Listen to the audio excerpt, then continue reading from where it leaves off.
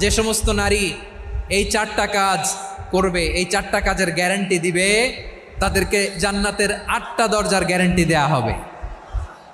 কি 4টা কাজ? 1 নাম্বার, আল মারআতু ইযা সাল্লাত খামসাহা, যে নারী 5 ওয়াক্ত নামাজ পড়ে। কি করে? জেলা স্টেডিয়ামে অবস্থানরত আমার নারীরা, বোনেরা, বিশ্বনবী আপনাদেরকে 4টা কাজের কথা বলেছেন, খুব বেশি না। 4টা করলে 8 জান্নাতের দরজা সব খোলা। কোনটা দিয়ে যাবেন? যেটা দিয়ে মনে চায়। 1 নাম্বার 5 ওয়াক্ত নামাজ। আমার বোনেরা জোহরের নামাজ পড়তে পড়তে এটা আসরে নিয়ে যায়, আসর পড়তে পড়তে এটা মাগরিবে নিয়ে যায়। এরকম আসরে নাই, লালমনিরহাটে হয়তো নাই।